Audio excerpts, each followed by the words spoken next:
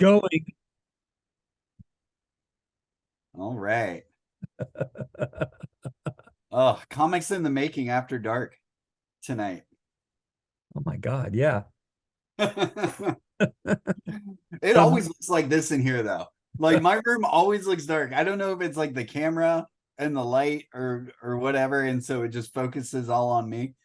Um, but like I'm looking at my picture and it doesn't look any different now at 7:35 at night than it does at like noon on a Sunday when we record. So well, there are no windows here, uh so it's the same. yeah, yeah. Yeah, no, I had see I've got a window over here and there's like certain parts of the day when because my Cintiq is right here. So my Cintiq's right here, windows over here. There's certain times of the day when the sun starts streaming in, even though I've got blinds on it, it goes through the cracks in the blinds and it's hard for me to draw on the Cintiq because the sun's glaring on it. After Um after all that money. I know, dude. And this. I mean, it's like the Cintiq is like etched glass. It's already like muted and stuff. Like it's supposed to, but it's like and it's only for a little part of the day. But like, yeah, no, I'll have to like move around a little bit to block the sun so I can like draw. It's the opposite of drawing normal. Like when You have to move.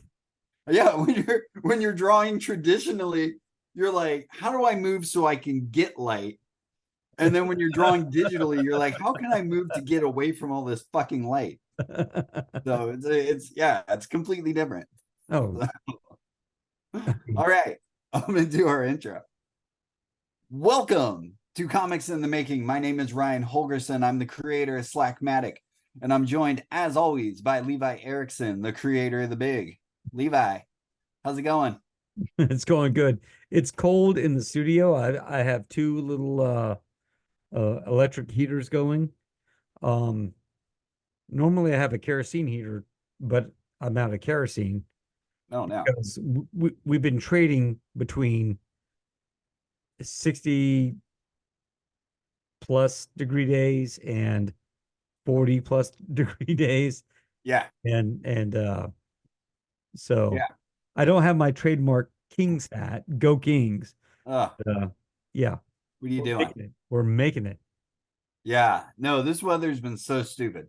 It's been so stupid. And I it just wouldn't feel right starting an episode without talking about the weather. So It's our thing. I mean it's our thing now. It's our thing. The fans, they expect it. No, they want it. And I want you guys to know how ridiculous it is here in the Carolinas. Um going from 60, 70 degree weather to 50 degree weather to 20 degree weather at night. And then Yeah, back yeah, to yeah. 70. We're basically living in a desert right now, a small version of a desert.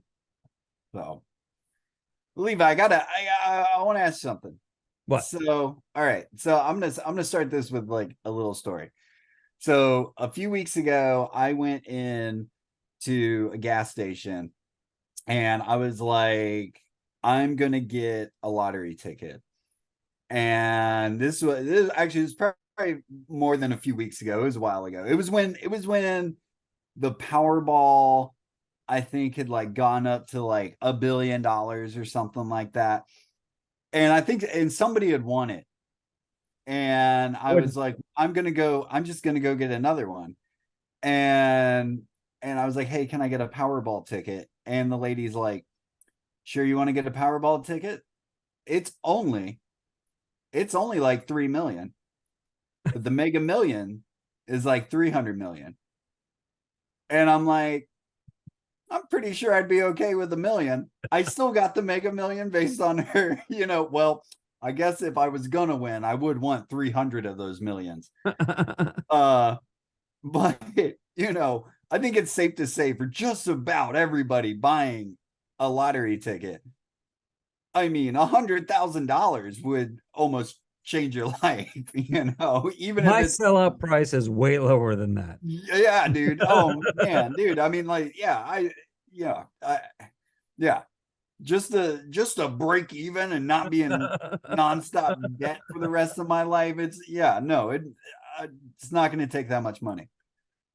But and I found it funny. But I pose this because is enough ever enough? You know, we talk about wanting to get our work out there, wanting to do a certain amount of pages, wanting to get a certain amount of people reading it. Do you ever hit a point? Do you like really in your head? Do you think you hit a point where you're like, done? I've done all that I can. I don't know. If people are asking for it, if your profile is here and people are asking for it, why not? Yeah. You know, I don't. So to go with that, there are zero people asking me to do what I'm doing, Right. in my estimation, right now. There's zero. Um, I've had people at HeroesCon and other conventions hear about my stuff. I don't know how. Someone at HeroesCon like came to my booth and looked up and down and go, "I found you. Someone said you were here doing this stuff about Bigfoot. Let me get one." You know, Yeah. we're excited, and that meant the world to me. Right. You know, um, something like that happened at the first Matthews Comic Con uh, earlier this year, and I was talking to people. It was a cool room. Um, it was like the way that was set up then was it's a I think it's sort of like an old schoolhouse. I don't know what That's the what it looked like. Yeah. but you know like classrooms left, right, all the way down, and so Yeah. they put a handful of people in each room. Yeah. I was sharing a room with Rico Renzi, you know, um, pretty awesome, and some other people, and down the hallway were rooms that populated with other, John Bergen, um, and so on. And all of a sudden, there was this guy with, like bearded, like had this cap, and he was just kind of like standing at the That table. was me. That was me, Levi. It was not you. It was not you. And he was like just kind of like looking like this. And I saw on his hat, like you have one, it has the classic Sasquatch, It was me. not that hat, but you know, and I'm like, "Are you into Bigfoot?" He was like, "Yeah, yeah." I'm like, "Check out what I'm doing." And he bought a book, Yeah. he was stoked, so those moments like matter, Oh, sure. in a big way. Um, But what I'm saying though is like okay. So is that okay? So you had that one show where that happened with that guy, you yeah, know. Now at your next show, are you going to want two guys to do that, or like would no, you want to no, have that, I that want happen one. again? So I want one so I remember I could. Well, Of every course, show of you course. do, I'll be there and I'll wear the Bigfoot hat and I'll come up and we can do it all over again, just so you can be satisfied in your career. That's all it takes. That's all it is. Well, No, I know, no, and I know what you mean. And yeah, yeah, no, and those interactions, like, man, those mean the world to me, you know. yep, Um, and I think those you kind of like, I don't know, like I can't put a price on those. Um, because they just mean so much as an artist that you're getting through to someone else that gets what you're doing, you yeah, know. um sure, selling the books great and everything, and but you know getting someone to that point where they're that excited, or whatever it is, it's like you can't, like, I can't put a price on that, No, no. um I think what I like, the moments I have, and it's definitely probably like a social media thing more than anything, is like, you'll have a day, I'll have days where like all of a sudden something hits, and I'm getting a bunch of likes, and I've got people sharing, and I'm getting all these comments and everything, and I'm like, fuck yeah, but honestly, in the back of my head, I'm still like, I just want to get one more like. Let's get one more like, like if I start going up, like this will happen on Reddit more than anything, where I'm like, if I hit like 100 upvotes, and I'm like, all right, I got 100. Let's get to 150. Let's get to 150 today, and then I'll get to 150, and like, I think the most upvotes I've gotten recently, I had one of my horror strips. I think it got up to like, I don't know, man, it was up there. It was over 1,000. It was over 1,000 upvotes, and it was great. And a lot of people saw it. I mean, it was like 20,000 views or some shit, which is still nothing on the internet. But I was like, hell yeah! But even then, I was like, all right, let's get to 1,500. Come on. All right, we got that. Let's get to 1,500. And then when I release another strip, if I only get 100 upvotes, which is still a reputable amount of upvotes, which I've gotten now, like I've gotten 100, I couldn't tell you how many times. I'm still like, it's not 1,300, like I just, because now I've got that level, Yeah. you know. Um, I know I've talked about it before. I did really good at like the Fluke Festival a few years ago. And now whenever I do a show, even if it's a great show, I go, no fluke, and No fluke. it's no fluke. Yeah. But but I don't think what I'm feeling is, I mean, I think there are artists out there that have quote unquote made it, who still feel the same way, where Yeah. it's still, not that it's like, oh, I want to rule the world, but it's like you've almost always got this other goal you've got, you know. Yeah. Yeah. And so I guess that like that's what I'm curious about you. Like, is there a point in the big where you would go, okay, I hit my goal and I'm done? Or do Mm. you think you'd be like me and go, okay, well, now I want to do this? Because I'll tell you right away, there's no goal in Slackmatic that I do not think there's a goal where I'd be satisfied. Like, even if I'm like making a living and every off my comics, I don't get me wrong, I would be absolutely fucking ecstatic. But I know myself well enough to go, you could make more, or you could do this. Now you need a TV show. Like, there would always be something more. Like with the big, it would be cool to get like a publishing deal, or kind of sell the rights to a certain degree. Um, so long as I got to do some of it, um, as often as I want. Yeah, And then so that does its thing. And that frees me up to focus on new projects. yeah, I think that would kind of be at this point ideal, kind of if someone stepped in and said, "Hey, this IP is great.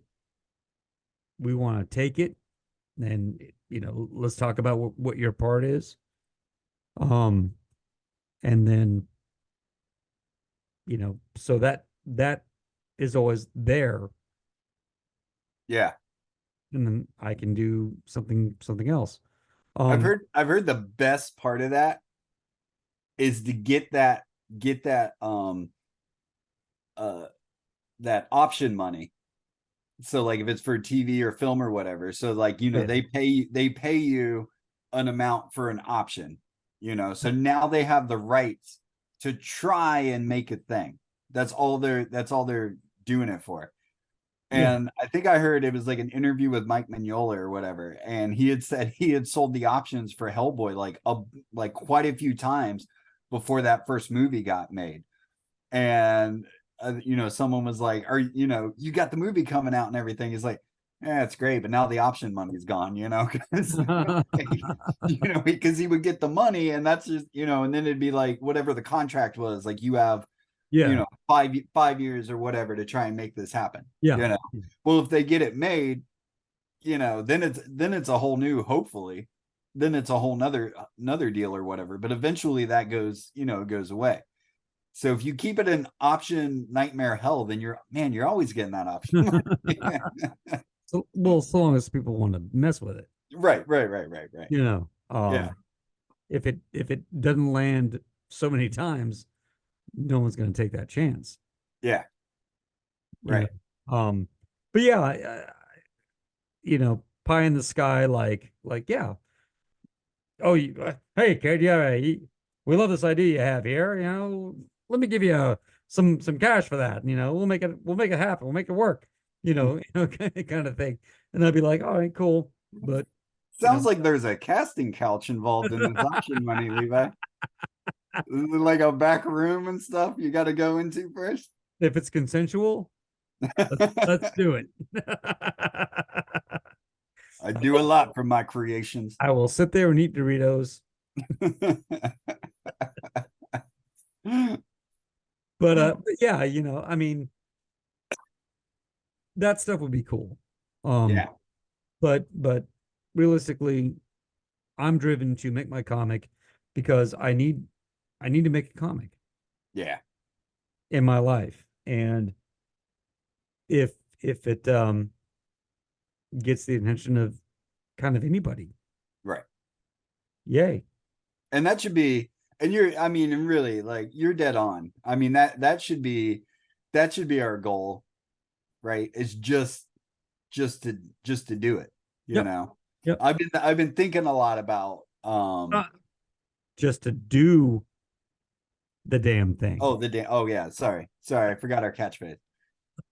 Weather and then do the damn thing. I got it now. Okay, I'm good. It's cold in here. Do the damn thing. But I've been thinking a lot about, like, um, I had, in October and November, I did these, 30 some pages, and it was a challenge for myself. And, we talked offline a little bit about, those, putting those challenges. Like, I react well to challenges. And once I do the challenge, then I'm kind of like, nah, well, I'm done. And now it's kind of like I got to find a new way to challenge myself again. Yeah. And so I've been thinking a lot about, like, what Ed Piskor would call, like, compulsive comic book making, like Yeah. the manga artists and stuff like that, where it's like, and him, where you just have to, like, you have to do this. You have to compulsively make this stuff. And, you know, I'm not far off from that, but Oh, I've been thinking about, like, just different ways of, like, how do I change my challenge every story, you know? And so I've been, and I've been messing around with that, I'm serializing a story this week. It's a 10-page story that I knocked out in, I mean, it's done now, which is nice. It's nice just serializing something that's done, nice. but I think I knocked it out in about a week, this 10-page story. Nice. And then the thing is, when I work, the hard part is that, we talked about this in the editing episode. The hard part is the writing and getting everything right. Yep. man, once I've got that, I'm like off to the races, and I can ink 2 pages in a, you know, 3 or 4 hours, depending on the page. Yep. Um, I found and the same with me. You know, yeah, getting to the last couple pages of chapter two, they went really fast yeah, when I sat down to do it. yeah, You know, it does not take me a week to do a page. yeah, It takes me a day, or it takes me, if I focus, you know, an evening after the grind. hmm, You know, yeah, it's getting there and setting the time aside to take it from now. I'm not counting, you know, thumbnailing and layouts and edits and you know, settling on the design for the page. Once I'm there, it takes me it 3 hours. yeah. You know, Well, I think, I think about some of the time it takes us to do this, and right now with what I'm doing, it's all about speed. I've been doing everything with one brush and clip studio. um I'm doing it in black and white, and just like, all right, I just want to knock this out. Let's get this story done. I want to tell this story. And there are times when I'm like, I think about, well, what if I took a week to do one page? And like, really, and I'm not talking like, I played video games half the week and then and then I did the page. Actually, like, okay, I'm taking all, yeah, I'm looking at you. I'm taking all the time that I normally work on comics in a week, and then I only do a page. And when I think about that stuff, like, I think more about like French comic books, like bande dessinée and stuff like that, like Mobius and Hergé and stuff like that. These like extremely detailed backgrounds and just, yeah. all this shit. And I go, what if I did that? And generally what my conclusion is, I'd be fucking bored out of my mind, because I really don't want to spend that much time on a page. Like I feel like if I spent an entire week on one page to make the page look that quote unquote perfect, I don't think I'd be happy. Hmm. I mean, this is a me thing. Some people do it, uh but I don't know if I'd be satisfied. I don't know if I'd be satisfied putting out one page that, I thought was, this is quote unquote perfect, versus the, like, you know what I know I can do in a week, which is like 8 pages, 8 to Right. 10 pages, you Right. know and it's like, would the difference in quality be so much? You know what I mean? The end state is what is necessary for the story, right? Yeah, And anything beyond those elements that you decide are necessary. It's just window dressing, you know, yeah, and there may be a need for that, right? But as a creator, for your workflow, for what gets you to get that story and the best way you can tell it, that window dressing may be a hindrance, yeah. you know? Um, Oh, I think it easily can be one. yeah, I mean, and you look at most manga, and most manga, they don't have backgrounds. We talk about, when I think most people's ideas of a lot of manga is, they've got all these assistants and they've got these super intricate backgrounds and stuff like that, and that's there, but it's usually there in like an establishing sort of shot. that's And exactly what I was here, gonna say. yeah, here you go, this is where we're at. And now we might not see this for the whole rest of the chapter. And the thing is, and I think this also goes back to my thinking about like, would I want to spend an entire week on a page? That reader's still going to read that page in 3 seconds. It's going to be the nerdiest of the nerds that are, and the artists that are going to go, man, look what he did on those bricks. You see how he did those cracks in that, in those but bricks. I'm drawing extra bricks. I'm drawing any chance I get to do Rob Liefeld doing Tom McFarlane. Yeah, I know.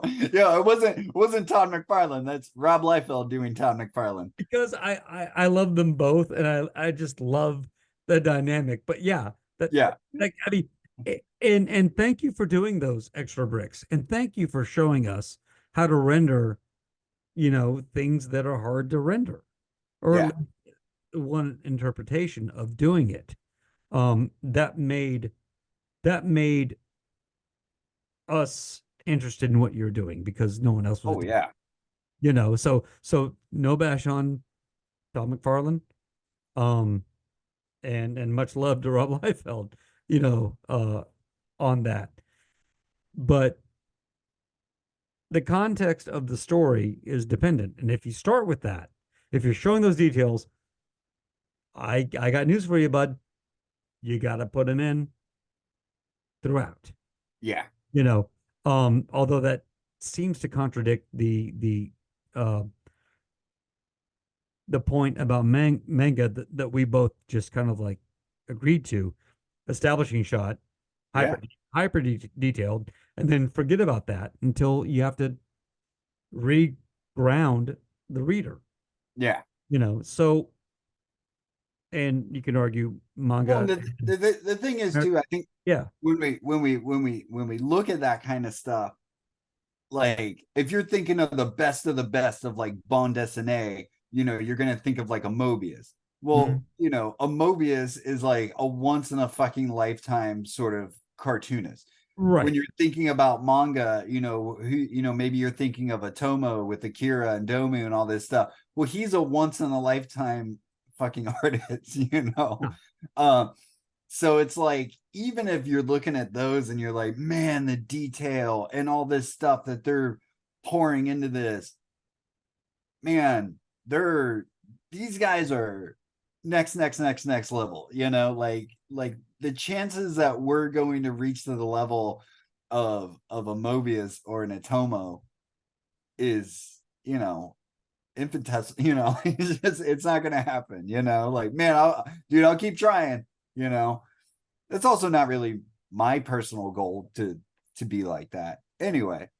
But but I think, to your point is like, I think too many times as artists we look at these masters and go, oh, I want to do what they're doing, or we try to replicate it or whatever. And what we should really be doing is, sure, take some tips from what they're doing, but really try and turn it into ourselves. Yeah. You And know? I used to look at some of these guys that were really great and think that's the standard. And Yeah.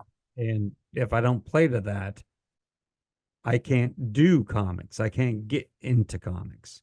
Yeah. And if you want to be part of, Wildstorm or Extreme back in the 90s, you kind of had to play to that, and do what they were doing for sure. But that wasn't necessary for comics in general, Yeah. you know. And I think that I was personally, I was so as a youngster, I was so worried about replicating what they were doing. I wasn't really paying attention to what I was doing, if that makes sense. Yeah. Trying too hard to play to a standard that Well, yeah. Well, was yeah, no. imagined. And I mean, and that I think that's how you learn too, you know.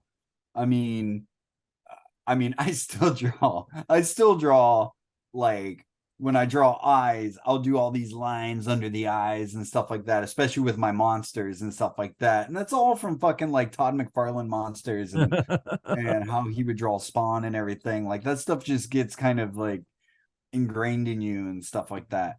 But I think if you go back and you look, you look at those stable artists that they had, who are the ones that really would stick out from there? Yeah. Like to me, like if you look at extreme of the people that weren't Rob Liefeld, to me be Stephen Platt. Well, Yeah. Stephen Platt wasn't a Rob Liefeld clone, other than his pages make no sense. But but Stephen Platt was fucking, man, he was like next level. He's like, man, I'm gonna draw fucking 300 gun shells on this page, and Right. this guy's got a million veins in his bicep and all sorts of junk. Um, and then like with with Wildstorm, it'd be like J. Scott Campbell, I think. Yep. J. Scott Campbell, sure, he's still got, you can look at that work and see the elements from why he was in that studio, but he's still very much himself, Yes. you Yes. know. But we And- forget, aside from the mega nerds, like us, like, look at the Brett Booth and shit like that. Um, you know, it was those other guys that really stood out and went on to to do other things, you know. right. Right. And, time and place, and who wasn't trying to look like the going studios at the time. Yeah, yeah, yeah, Um, and so, for myself, it's somewhat of a matter of finding a different way to just render, because I spent so much time influenced by the comics I was reading. I mean, oh yeah, what else are you influenced by, right? right. And it took me a minute, and you've seen some of my sort of more off the wall or cartoony things that are more recent. Mm-hmm. Um, but when I sit down to draw the big, I catch myself, with those old, sort of X-Force style, you know, things, and I gotta go stop. You know, Yeah, I mean, you're doing these lines, stop with all these hatchings, yeah, and just make it make it warm, make it whole, and get across what you want to get across in the drawing. yeah, yeah. Because it's like it's those those guys. I think for both of us, it's like they ingrained in us that the more lines, the better it is. Yeah. Um, And it took me longer to age out of that stuff yeah, than I think a lot of people. yeah, Um, and that's fine. And yeah, I would like to do I think someone's already doing it, but I would like to do a comic, a one shot that is a nod to the 90s, yeah. like from 91 to 95. I would like to like sort of like bridge all of it in one book, Yeah, and just for fun. yeah. But I Just want maybe just lens flares on every page. Just fucking lens flares everywhere. key lines and no backgrounds. Yeah, yeah. It would be that one shot of a building, which is not really establishing shot. No, Just no, like no, no. there's No, that. it's like the most pedestrian like observation of manga, Yeah. you know. Oh yeah. Oh yeah. Oh yeah. Dude, it's crazy. I don't know. I know we only got a few minutes left, but you know, I like to look at a lot of like old EC, horror comics and stuff like that.